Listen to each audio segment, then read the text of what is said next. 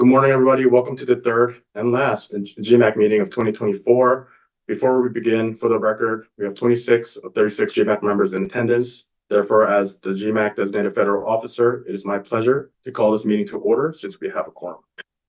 Also, similar to the June meeting, after the subcommittee recommendation presentation, we will hold a voice vote / hand raise vote. I will ask members to raise their hands utilizing the hand raise Zoom function for either a yes, no, or abstain. Before we begin this morning's discussion, I would like to turn to Commissioner Pham, the GMAC sponsor, for the welcome and opening remarks. Commissioner Mersinger will then give pre-recorded opening remarks. The floor is yours, Commissioner Pham.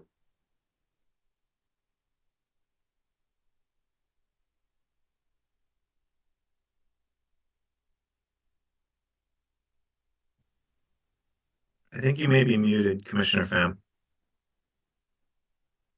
Good morning, everybody, and thank you so much for joining today's meeting of the Global Markets Advisory Committee.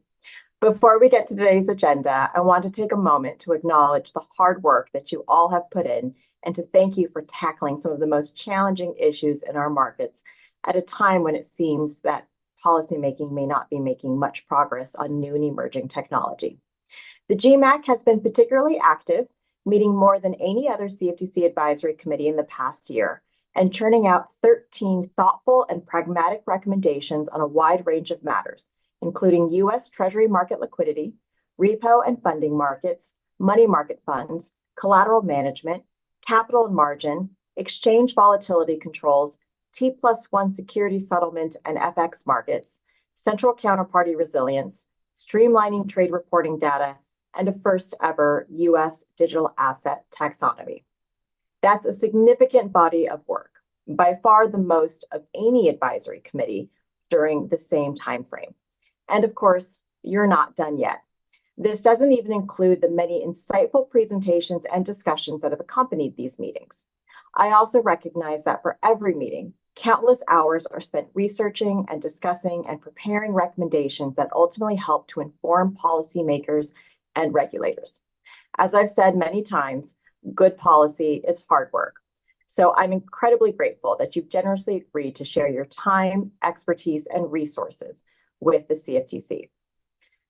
I think one of the things that's really characterized the GMAC's success is that we've brought together a group of executives with real-world practical experience who know how to get things done. Too often, that can seem very challenging in Washington. I think perhaps if this is a sign of what's to come, we have much to look forward in the future when we get together a group of dedicated experts and industry leaders who want to reach solutions that actually work for our markets and to make them better. When I relaunched the GMAC in 2023, we set out to methodically take on some of the most significant issues facing our global markets. And that's exactly what you've done. The GMAC has embraced challenging topics, leveraged expertise, engaged in thoughtful debate, conducted transparent and public discussions, and once recommendations were workshopped and refined, it cast public votes. That is how the policymaking process should work. Both your work product and your work process serve as guiding examples for this agency. It is my hope that the CFTC takes these approaches to heart. Public dialogue and expert input should be a central part of rulemaking, not just an afterthought during a comment period after the ink is dry. A willingness to find common ground on emerging issues is how we stay competitive and innovative in an ever-changing world. I think this is especially important when I think back on my own experience implementing Dodd-Frank. And it's true that sometimes theories and Washington conventional wisdom doesn't always translate well to the real world and to operational processes and commercial operations. I think that's why it was so important for me to make sure that in creating the GMAC and in casting a wide net for the GMAC's members, it was critical to enlist the ideas and experience of the practitioners from across the markets landscape, from end users to leading firms and market innovators. Your insights help to inform and shape policies, often on issues where the government lacks the practical knowledge or the political will to get it right without the help and partnership of the private sector. You all should be very proud of the GMAC's growing list of achievements. I am incredibly grateful once again for all of your contributions to date, and I know we've got even more in the pipeline. So with that in mind, let's turn to today's agenda. I'm very much looking forward to the presentation from the Digital Asset Markets Subcommittee on expanding use of non-cash collateral through use of distributed ledger technology. Leading this presentation will be Allison Parent of GFMA and Thomas Sullivan of Societe Generale. This discussion has already received significant public interest, so I expect that this recommendation will continue to garner much attention. This recommendation builds on the GMAC's recent record of addressing collateral constraints to help improve liquidity and efficiency. In 2020, under then Commissioner Don Stump's sponsorship, the GMAC issued an important report making recommendations on improving the scope and implementation of the margin rules for uncleared swaps, including removing restrictions on the eligibility of money market funds that engage in securities lending or repo or reverse repo transactions. The CFTC subsequently proposed and adopted many of the recommendations in that report. For example, in July 2023, the CFTC proposed additional reforms to its uncleared margin rules, including eliminating the restriction on eligible money market funds. I strongly supported these proposed amendments, as well as my fellow Commissioner Mersinger. The GMAC's Technical Issues Subcommittee subsequently recommended finalizing the amendments, which the GMAC adopted during its November 2023 meeting. Unfortunately, the CFTC has yet to finalize this rulemaking. It's imperative that the CFTC does move forward with its proposed amendments. These changes are not only common sense, but they also pave the way for greater efficiency that will be unlocked through tokenized money market funds as collateral, as outlined in today's recommendation that builds upon this previous work. Next, after that recommendation and discussion, Chris Perkins of CoinFund will provide a presentation on the work to date by the Utility Tokens Workstream of the Digital Asset Markets Subcommittee on defining utility tokens and developing guidance for market participants. There's no doubt that innovators and creators are eager to incorporate the benefits of tokenization for financial and non-financial assets. What is in doubt is whether they'll receive consistent, predictable treatment from regulators, absent clear foundational understanding of what is the possibility of this emerging technology and how can it be used for real economic growth and expansion in the real economy and in the digital economy.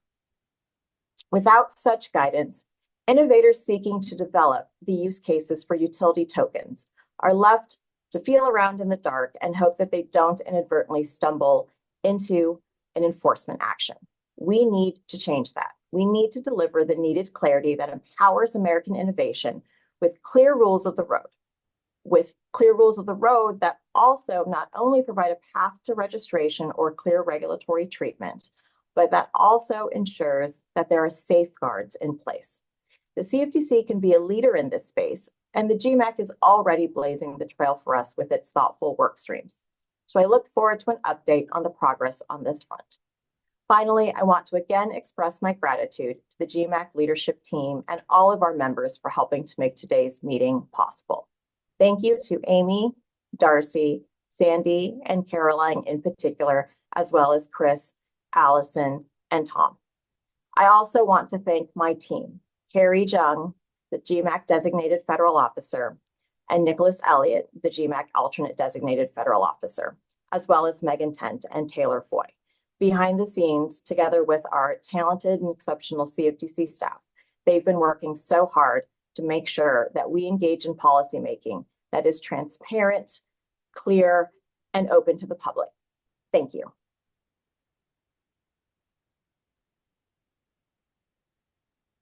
Thank you, Commissioner Pham. Okay, we will now hear pre-recorded opening remarks from Commissioner Mersinger. Thank you. Good morning, and thank you all for being here. I apologize for not joining you in person today, but please know that I value your input. A special thank you to Commissioner Pham for her leadership on GMAC and to Harry Young for his work in coordinating with the GMAC members in his role as designated federal officer. And of course, We all know these meetings would not take place without our dedicated team here at the CFTC. And I would be remiss if I did not give extra kudos to those in our media and AV team who ensure I can share my thoughts with you via video and who are always incredibly patient with me in the planning of these recordings. You all are invaluable to this agency. Innovation advances markets across the globe, and domestic innovation makes U.S. financial markets not only competitive, but best in class. It is time for the United States to return to a regulatory posture that embraces innovation. As a market regulator, we must remain technology neutral. The role of the CFTC is not to take a paternalistic approach to new and innovative products and markets. Markets should decide the direction of innovation.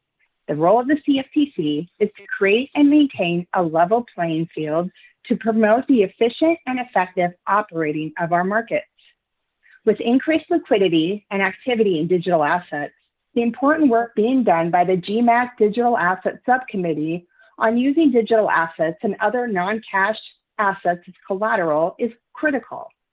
I look forward to hearing the updates from today's meeting. I also believe today's conversation about utility tokens is incredibly timely, and I appreciate the GMAC's leadership in advancing this discussion. I think we can all agree that digital assets and their underlying technology are here to stay. The CFTC could not promote responsible innovation and fair competition as effectively without the keen insights and expertise of its advisory committees. So thank you all for your time and effort in helping us do a better job of allowing innovation to flourish in our regulated markets. I look forward to today's discussion. All right. Thank you, Commissioner Mercinger, and thank you all for your opening remarks. Before we begin today's first segment, there are a few logistical items that I wanted to cover for the committee members and speakers. Please only turn on your Zoom camera when you're engaging in discussion. Please unmute your mics and identify yourself before you speak, and mute your mic after you speak. The meeting is simultaneously webcasted, so it's important to keep your mic on so that the webcast audience can hear you. To the presenters today, I will be controlling the slides. Therefore, please say next slide to move on to the next slide in your presentation accordingly. If you would like to be recognized during the discussion, please raise your hand utilizing the hand raise function on Zoom, and I will recognize you and give you the floor. If you need technical assistance, please message me within the Zoom chat. With that, I'll turn things over to the GMAC Chair, Amy Hong. Thank you, Harry. It's a pleasure to be here today virtually with Commissioner Pham, the sponsor of the GMAC. I know it's a busy time of year, and I appreciate the GMAC members and our presenters today for making time to convene on digital asset markets issues. I welcome all members to share your perspectives during our open discussion. I'm very excited to turn it over to Allison Parent from GFMA and Thomas Sullivan from Societe Generale to present the Digital Asset Markets Subcommittee recommendation on expanding the use of non-cash collateral through use of distributed ledger technology. Following the presentation, we'll open the floor for a discussion and then move on to a vote. Allison and Thomas?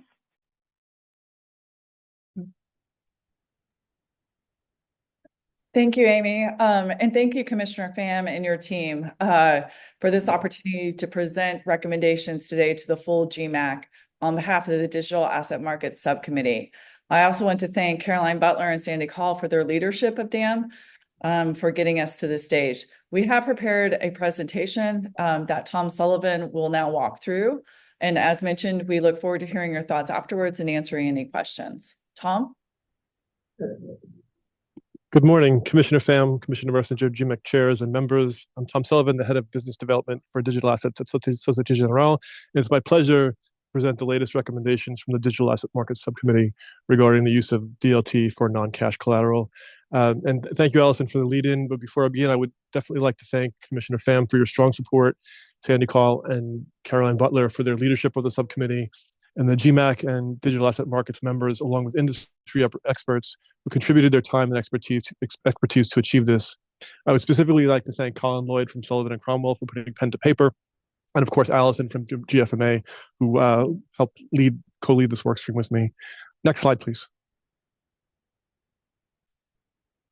So briefly, I'll walk through the background, including the current state, the potential use cases, and the benefits of leveraging this technology, followed by the specific recommendations laid out in the paper.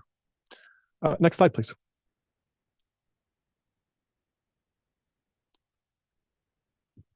So the Commission has consistently permitted the use of non-cash collateral for margin in both cleared and non-cleared derivatives, but adoption has been inhibited by operational challenges. The use of blockchain and distributed ledger technology, or DLT, can become a key enabler to overcome some of these challenges. It is important to note that while this is simply a technological wrapper for existing assets, the recommendations should not require any rule changes with respect to eligibility and do not require any regulatory action. Market participants should be able to use existing policies and practices, etc., to identify and assess the risks, manage them with respect to DLT, as they would with any other technology they use within their firms. Next slide, please.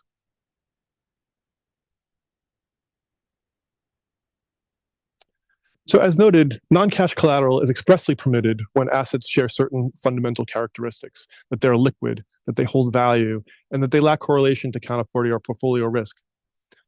I've also mentioned some of the high-level challenges, the need for multiple intermediaries with sequential movement, requiring multiple hops when collateral is sent out, and retracing those same steps, which limits secondary transfers and beyond. Also, intermediaries have cutoffs across time jurisdictions, which inhibits the seamless transfer of assets, increasing risk. And specifically, I'd point out, and I've noted throughout the discussion, that there's no 24/7, 365 capabilities in the existing technology today. So next slide, please. So here we'll review the benefits. And in doing so, the paper highlights two structural use cases. One in which the firms may use distributed ledger technology as books and records to improve legacy infrastructure. In this case, there's still a custody obligation for the underlying asset, and DLT is used simply to improve the record keeping and the mobility of the assets. The second is tokenization, where ownership is conferred directly onto a ledger and transfer is directly intermediated using such ledger. The recommendations also contemplate a range of assets that could be included, but not limited to government debt securities, multilateral development bank securities, corporate debt, money market funds, and gold. Importantly, this can be done without changing the fundamental characteristics of the underlying asset while achieving significant benefits in efficiency by reducing the complexity, improving the speed and mobility with those 24/7, 365 capabilities. So with that, we can go to the final slide, where we'll just go through the recommendations as they're outlined in the paper and have been approved by the Digital Asset Markets Subcommittee. So the first recommendation, where DLT-based infrastructure is used solely as part of a financial institution's internal books and records, then a CFT registrant should be able to rely on its normal processes to assess information security and other relevant operational risks, whether those risks arrive from the registrant's own use of DLT-based infrastructure for its internal books and records, or from the use of such infrastructure by a service provider, such as a custodian, for the services provided internal books and records. Recommendation 2, where a CFTC registrant looks to accept eligible non-cash collateral in tokenized form, it should be able to satisfy relevant requirements by applying its existing policies, procedures, and practices in the following areas: legal enforceability, segregation and custody arrangements, credit and custodial risk, and operational risk. And lastly, the third recommendation, because use of DLT for these purposes need not affect the character of the relevant asset, and because registrants already have extensive policies, procedures, practices, and processes to address the use of new technologies and infrastructures, no new rule changes or guidance should be necessary in order to permit such use. So with that, I thank you for your time in allowing me to make this presentation, and I hand back to the chairs and open it up for questions or comments. Thank you, Allison, and thank you, Thomas. I think it is pretty well recognized that mobility of assets can be challenging and often fragmented across multiple custodians and processes, which make both posting as well as withdrawal of collateral, fairly difficult, slow, and costly. And so I'm glad that we're discussing ways to leverage modern technology to try and increase efficiencies, improve precision and timeliness to automate and reduce costs as well as risk across the industry. With that, I'd like to open the floor to questions and comments from GMAC members. Nadine, I believe you have your hand raised. I do. Thank you for trying to get on here. Thank you so much for the opportunity to, I just have a comment. First of all, I do want to thank the commission, thank Tom and Allison for their leadership, and Sandy and Carolyn. And I want to echo, Amy, the comments you made. Recommendation 3 is really powerful, where this is an opportunity for us to be able to increase the velocity of collateral in the marketplace without any changes to rules and guidance. This will be a massive step in us to be able to move forward, if you will, and encourage the adoption of digital assets within the ecosystem in a safe and risk managed way. So I just wanted to thank everybody that's worked on that, and we believe that's going to be a very positive step for us to be able to move forward with digital assets in this space. So thank you all for your work. Thanks, Nadine. Thanks, Nadine. Next, let's go to Chris Zulke. Thank you. Chris Zulke, DRW Cumberland. Just want to comment here that we're in strong support of these recommendations. I think much has been said about the underlying justification for them, which we agree with. We see this as the first few steps of several to create a kind of a sophisticated capability around the usage of DLT-based assets for collateral. So we're not just supportive of this, but continued work here. And one of the things that I wanted to mention that I think might be lost a bit is that there are certain organizations like ours that have been operating significant digital asset-based businesses for several years at this point. Ours specifically from a counterparty bilateral trading perspective. And the ability to move assets for collateral or settlement in real time, while I think the group has done a good job articulating why it's important, we've seen in real time and in practice. The way we think about counterparty risk management when settlement happens via bank wire versus when settlement happens via DLT-based asset is kind of like has a fundamentally different element to it. And we oftentimes feel much more confident in our risk management processes when we know we could have a 24/7 real-time settlement capability with these counterparties. So I think that will translate very directly to the collateral management side for derivatives-based businesses under the CFTC's purview. And we're really excited to see that evolution take place. Thank you. Chris, thank you. Thank you. And just a quick reminder to folks, please put your virtual hands down once discussions are over. Next, shall we go to Thane?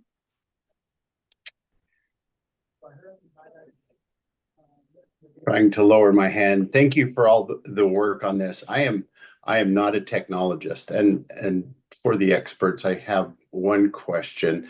Is there a downside to this? Are there any perceived or recognized downsides? That's one thing. And then the second is, based on recommendation number 3, it won't require any type, or maybe it was a different recognition. It won't require a rule change. So is this more of a tacit recognition that this is acceptable without rule changes? Is that part of the recommendation? So to your second question, yes, exactly Yes. right. That's exactly right.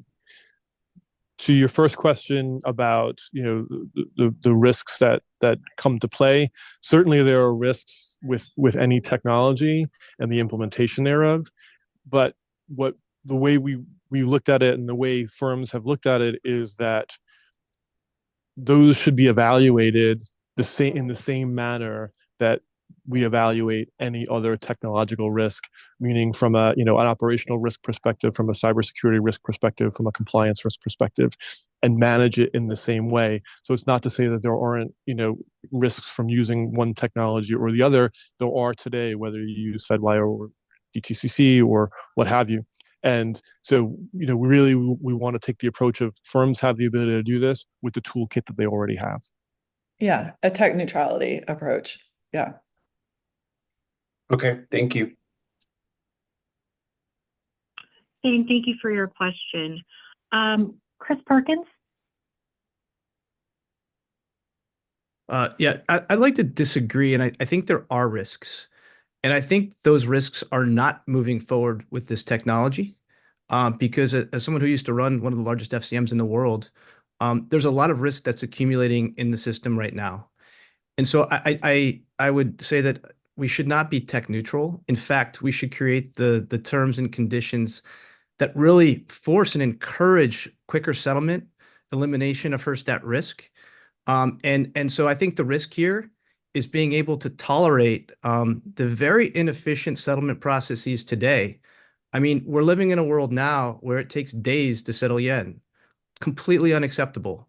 And so I'm wholeheartedly in support of supporting, this recommendation. I think we should also be, very supportive of moving to stable coins for variation margin settlement, because the risk of not doing so means that we're going to be, we can't tolerate the basis either, right? We can't tolerate where some parts of the ecosystem move forward and others hold back. So I think that we should highly encourage and incentivize market participants to adopt this technology, because failing to do so will result in a lot continued risk that we've seen time and time again. Thank you. Chris, thank you for your comments. We'll go back to Nadine from DTCC. Oh, I'm sorry. I thought I lowered my hand. I'm good. Thank you. No worries. Thank you. Isaac Chang? Hi, and first I wanted to thank everybody on the subcommittee for their work. As I was trying to kind of think through the recommendations and then the process of what we're talking about in terms of margin and collateral, I was wondering, have we considered what happens not in a business as usual situation, but in a default or bankruptcy situation, whether anything changes? And again, I'm not expert enough to kind of know all the pros and cons here, but I was wondering, in an actual default situation where you need to, the one counterparty has to seize or take control or of the margin or collateral that we're talking about, how would that work in this kind of scenario that we're envisioning? Yes, so thanks for the question. And we specifically addressed that point in the recommendation paper.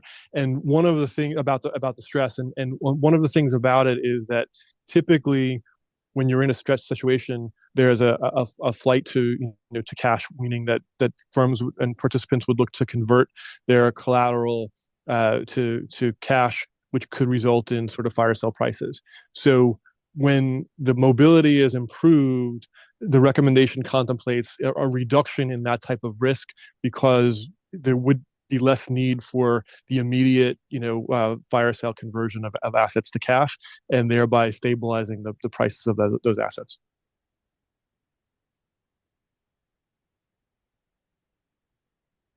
Thank you. I guess just in thinking through that, I understand the cash conversion question, but what about just in the transfer of ownership question? So, if an asset if we're talking about a digital asset on blockchain, and the counterparty defaults or does not make a margin call or collateral call or whatever the scenario might be, are there different mechanics than the creditor taking ownership of? Suppose you don't convert it to cash.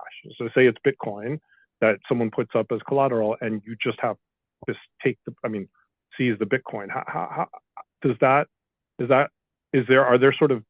that covered by the current sort of legal framework? And I'm just curious if there's anything from that perspective we need to be thinking about.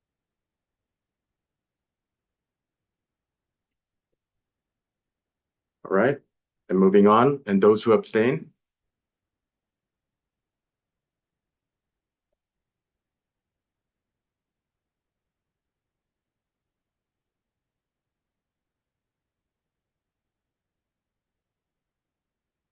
Okay, thank you.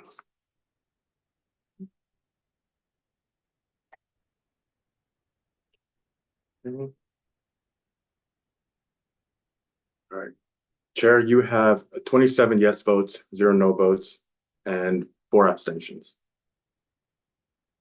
Thank you, Harry. The ayes have it and the motion carries. The Digital Asset Market Subcommittee's recommendation regarding expanding use of non-cash collateral through use of distributed ledger technology has been adopted by the GMAC and will be submitted to the Commission for consideration. I'd like to thank Allison, Thomas, Caroline, Sandy, and the Digital Asset Market Subcommittee for your leadership on this issue, and the broader GMAC for your engagement in this discussion today. I'll hand it over to Darcy Bradbury to introduce the next presentation.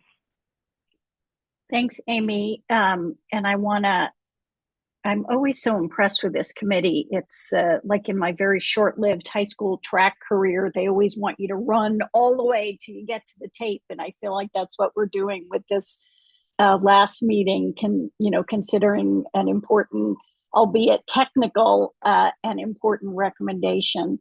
So I'm now going to turn it over to Chris Perkins as Coin Fund. He's going to present some work to date by the utilities token work stream of the Digital Assets Market Subcommittee, sort of thinking about how to define utility tokens and developing guidance for market participants. There will not be a vote at the end of this. This is an informational presentation. So turn it over to you, Chris. Thanks, Darcy. Thank you, Commissioner Pham and co-chairs for your continued leadership. My name is Christopher Perkins. I'm the president of Coin Fund. Coin Fund's been investing in the digital asset space for 10 years, and we support principles-based, transparent, and predictable regulation. While this has been very elusive to date, clarity will catalyze innovation and assist the intrepid entrepreneurs, both within our portfolio and beyond, who serve as the lifeblood of our economic future. Today, I will update the GMAC on the Digital Asset Market Subcommittee's utility token workstream. As Darcy mentioned, this is educational in nature. And as recent court cases have made clear, the vast preponderance of digital asset tokens are indeed non-security commodities. While today's presentation will focus on utility tokens, it's important to note that the clarity sought and the process recommended by the working group sets forth a strong foundation that could be extended to other classes of tokens. Next slide, please. Over the past year, the Utility Token Working Group of the GMAC's Digital Market Asset Subcommittee assembled subject matter experts from traditional and digital asset industries, and we concluded that the U.S. digital market participants deserve to know who their regulator is and which regulatory regime applies. At present, there's little clarity on which digital assets are considered to be commodities by the CFTC. This lack of clarity is undermining responsible innovation for digital assets in the United States. Much of the industry's understanding comes from CFTC and SEC enforcement actions, which is to say, in many cases, market participants learn how a digital asset is clarified only after there is a perceived rule violation. Together, these recommendations are an attempt to provide much needed clarity to digital asset markets in the United States and to allow for proactive compliance with applicable rules well before any conduct leads to investigation or enforcement. Next slide, please. The subcommittee working group recognizes that new legislation could further clarify jurisdictional boundaries and regulatory responsibilities. However, these recommendations are designed to deliver clarity to market participants and entrepreneurs under the existing legislative framework here in the United States. And while the recommendations to follow provide a framework that, if achieved, would result in a utility token being considered a non-security commodity under U.S. law, it's important. GMAC committee that I'm on. So this will take a minute. Steve? It is important to note that tokens falling outside this framework may in many cases still be commodities. The CFTC must continue to leverage its statutory authority to rigorously police commodity markets, including digital asset commodities, in cases of fraud, manipulation, and abuse. So let's get on to our recommendations. The working group proposes a definition of utility token based on 6 elements that, if satisfied, would assist market participants in determining whether a digital asset is subject to the CFTC's jurisdiction as a commodity. And again, the CFTC doesn't regulate commodities, but it's responsible for fraud, manipulation, and abuse in these markets, something that we are very supportive of. The definition is as follows. The digital asset, whether in a primary or secondary sale, must convey an immediately available, non-incidental, consumptive use to the buyer, whether that consumptive use is a tangible or intangible product, service, discount, special access, or other benefit, which may include certain governance and voting abilities, nascent products and services not yet in existence, or the ability to access or use any of the foregoing in the future. Recommendation 2. The definition of utility token set forth above should be published as a brochure, primer, or other document on the CFTC's digital asset information page on its website. Next slide. Recommendation 3. To the extent the CFTC undertakes rulemaking related to utility tokens, the working group recommends that it adopt this common definition and the criteria it sets forth. Recommendation 4. Unlike other examples that we've seen in the CFTC's space, this working group recommends that the CFTC will have 10 business days to review a submission before it's deemed certified. Unless the CFTC notifies market participants that it intends to issue a stay of the certification. In issuing a stay, the CFTC may notify market participants that the digital asset presents novel or complex issues that require additional time to analyze, and the CFTC will have an additional 90 days to conduct the review. The CFTC would also be required to provide a 30-day comment period within the 90-day stay period, which the public may comment on the digital asset submission. Another thing we think is very important, and it's unfortunate that it's been wound down, is that the CFTC should consider a formal consultation with the SEC, and in particular, the agencies should consider reactivating the CFTC-SEC Joint Advisory Committee on Emerging Regulatory Issues. This feels like a no-brainer to us. Finally, a formal committee could encourage dialogue and coordination between the SEC and CFTC as they address jurisdictional issues related to digital assets and utility tokens in particular. Next slide. Recommendation 5.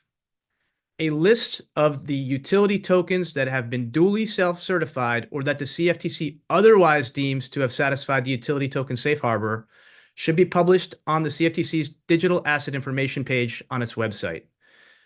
This will give us transparency and predictability. It will help industry participants understand, what tokens are deemed to be considered commodities, which is very important. Next slide, please. As a best practice, an interested party may want to demonstrate that a digital asset meets each of the criteria of the utility token safe harbor definition by publishing a white paper that specifies the expected or intended uses of the digital asset and how these benefit with the consumptive use criteria that we articulate. We've gone through a number of case studies. Next slide. And here are some obvious examples of utility tokens. It's important for me to note that this is a very, very much a non-exhaustive list, but it was very easy to come up with a handful of tokens that clearly fit this definition. Tokens include ones such as Ether, which is the native token of the Ethereum blockchain, AVAX, which is the native token of the Avalanche network, Floki, which is a token used within the Floki NFT gaming metaverse, Geode, which is a decentralized physical infrastructure ecosystem token. Again, this is very, very much a non-exhaustive list. We would expect for many, many, many other tokens to be included on this list post self-certification. In conclusion, clear, transparent, and predictable regulation has been an important traditional characteristic of United States financial markets. It's time to offer that to the digital asset space. It's important to extend this fundamental bipartisan U.S. principle to digital asset markets. And adoption of the recommendations put forth by the working group of the utility token workstream will be an important step forward for catalyzing responsible innovation in the United States. And before we go to questions, I really wanted to thank Cheryl Isaacs of K&L Gates for her really differentiated experience and leadership on this work. And with that, would be happy to take any questions.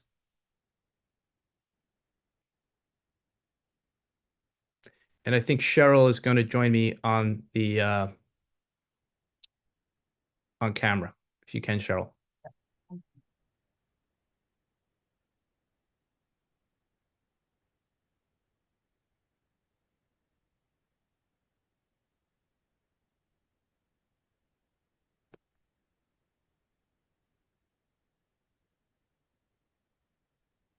There she is. Hey, Cheryl. I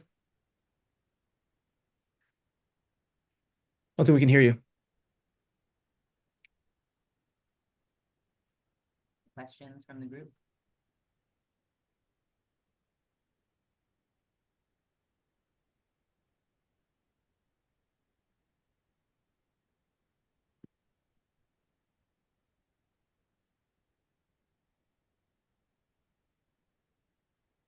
Like Angie has a question.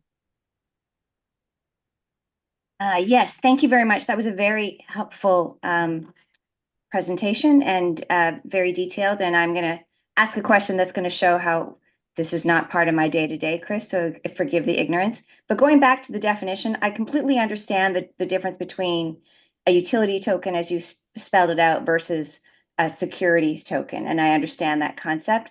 I'm trying to understand the breadth, though, of what could be a utility token that would be subject to fraud manipulation jurisdiction. And the obvious example that comes to mind that I just didn't see in your examples was an airline reward. So how would an airline reward program fit within your definition of a utility token, or is it just outside? You know, it's a very good question, and I think it's important. Let me just step back for a little bit. Obviously, in this country, we have securities, and then we have non-security commodities. The baseline of any strong regulatory framework should be one where fraud, manipulation, and abuse is absolutely not tolerated. And by making it very clear which tokens are deemed to be commodities, it allows our entrepreneurs to work off of that basis. And nobody wants that activity in the space. I think the other thing that you'll find is that tokens are very composable and programmable. They can do just about anything. And what we've learned from recent court cases is that those tokens themselves are awfully like the oranges that are made famous in the Howey test. They're commodities themselves. Now, when you say it is an airline mile a utility token, I would say it probably not, because it's not deemed a digital asset here and there. But could you take an airline reward, tokenize it? Could it meet this definition? I think it could. But I'd also like Cheryl to opine and her thoughts as well. Yeah, I think that's right. And when we talk about a utility token, part of the idea is defining what is the utility, and that's broadly defined. It's a good or service, it's a discount, it's a way to pay for fees for access to a service. So I don't see why airline rewards couldn't be included in that. And I think that's right. It would have to involve a digital asset that represented that access to the reward or the reward itself.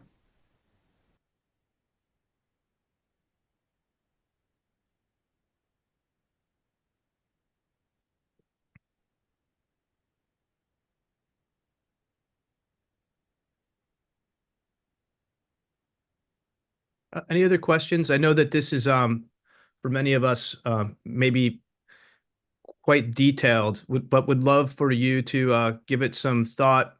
We would be very interested in feedback. Would love to take this to a formal vote. If you see anything that we need to address ahead of that, let me know.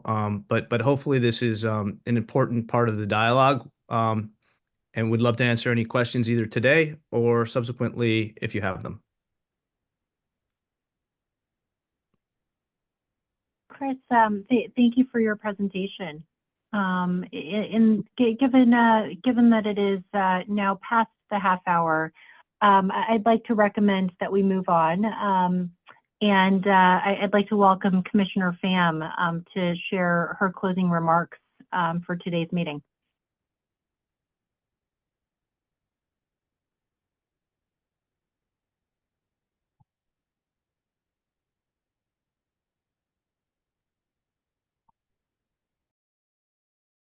Hello, everybody.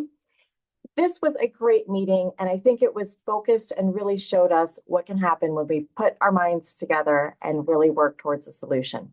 The GMAC, with its group of practical experience of executives and leaders, and the expertise and resources of their teams and firms, has once again shown us what can be accomplished when real-world experience and common sense come to Washington and are brought together to develop good policy in an open and transparent manner with meaningful public engagement.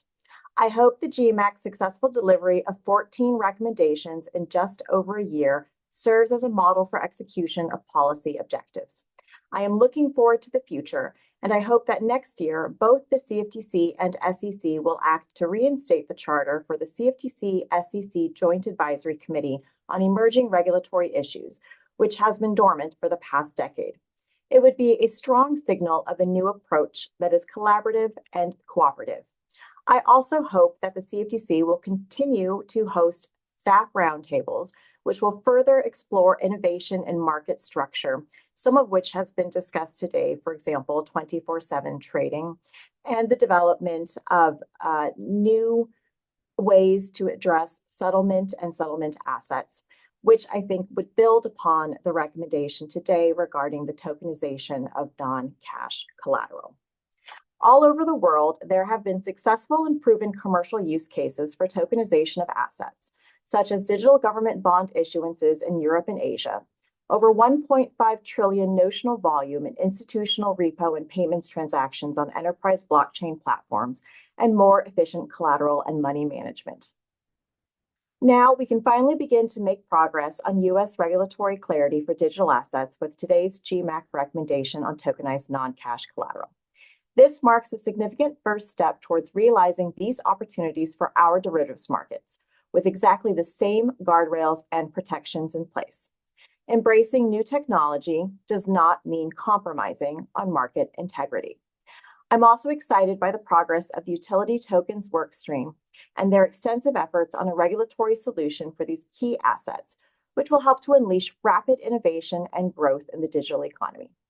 I applaud again the leadership of the GMAC and the Digital Asset Markets Subcommittee and workstreams for promoting the competitiveness of our markets and the United States. Thank you again for your time. Thank you, Commissioner. And thank you to Chair Hong and Chair Bradbury. And thank you for everyone for attending our third and last GMAC meeting of 2024. The meeting is adjourned. Thank you all. Thank you. Thank you, Harry. Thank you. Thank you.